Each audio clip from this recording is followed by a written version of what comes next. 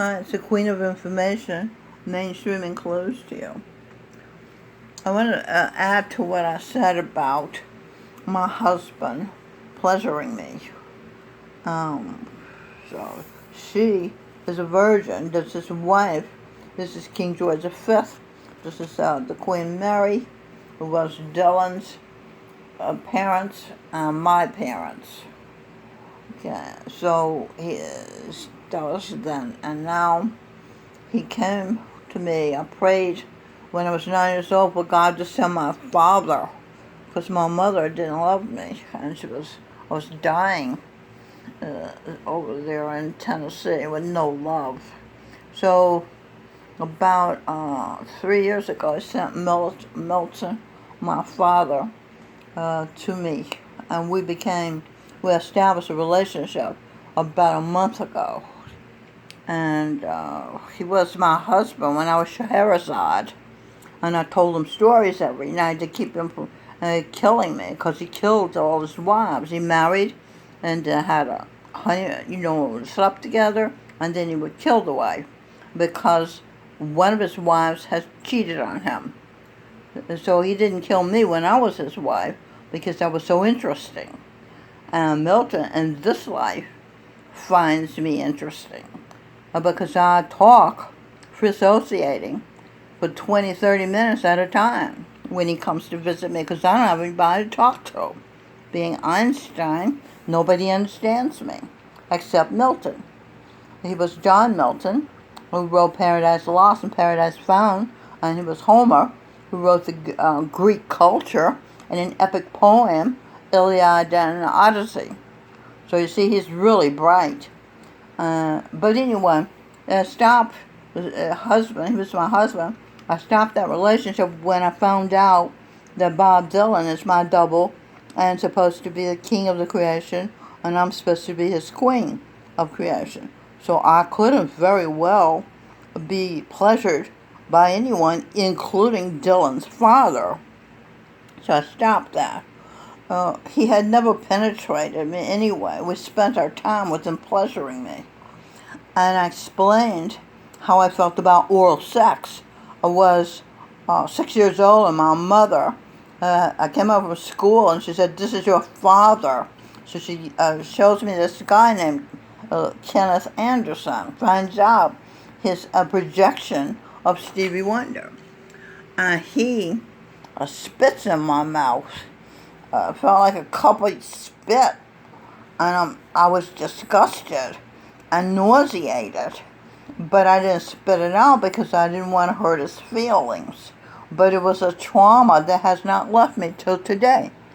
So when I think of putting my mouth on some guy's piss toilet and letting it come into my mouth, I get sick. I can't help it. I get sick. I can't deal with it. So he understood. So we have, hopefully, a friendship of sorts. And she has brain seizures, the virgin. So he gets a virgin, and she gets an incredibly sensitive and effective love-making husband. See, so that's good news. All right. What else do I want to talk about? Oh, Will Smith, my son, Seth, in the Garden of Eden. He did a video on Jimmy Fallon Tonight Show. He was Azura's husband. She was the youngest child of Adam and Eve.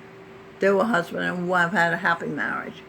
And so this video he did is that because he was a genie in Aladdin, and Jonathan, St. Andrew, who's no longer here, took us to see, because they used to take us to the movies on Friday. I hardly ever went because the movies are so decadent. I saw Will Smith's wife, Delilah, he was Samson, in a movie where they smoked pot and she dressed nice and wore quality clothes, and they mocked her. I guess she's supposed to wear cheap clothes. And in the end, there were all the women in bed smoking pot. I mean, it was so decadent, I didn't want to go to the movies anymore. But when I saw Will Smith was in a movie that's my son. I love all his movies. I love watching him on interview shows. I loved it when on his 50th birthday he went bungee jumping into the Grand Canyon. I mean, who does that? He's so brave. As he says, he's motivated by fear. If he fears something, he does it. Is that brave? They're so strong. The people in this holy royal family of good human beings are not ordinary. They are extraordinary. And I have so many stories about their genius and their courage. And so, let me tell you about Jimmy Fallon. So, I'd listened to this about 10 times, this clip. Short, he's doing, you ain't never had a friend like me. Right away I like it. Because he shows up in my life to connect with me. And he's my friend. It's indirect. All of my connection is indirect. Like I was talking to Bob Dylan's spirit a few minutes ago. And I said to him, do we want to change our appearance to youth? Because this family member, Ben Greenfield, has this book, Boundless. It's called Upgrade Your Brain, Optimize Your Body, and Defy Aging. And he has, with stem cells, reduced or reversed his age from 43 to 20. So I said, are we interested in that to Bob Dylan? And he says, definitely. I will look into it. Now that's a spirit. I haven't met to talk to directly his body, So, all right, so let's go here. Did I finish about Will Smith? And so, Will Smith, he was so natural. That's what I like about him. He's so real. He doesn't put on airs. He's able to be himself.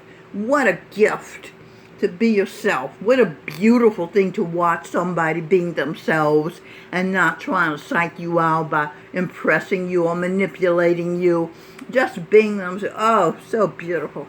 So he said the song, you want the power. And I heard him. She's talking to me. So, and all you got to do is rub that lamp. So he helped me to understand that I have power. And that's what Milton said. See, Milton's totally open-minded. When I tell him something, he doesn't doubt it. One point he says, we're powerful.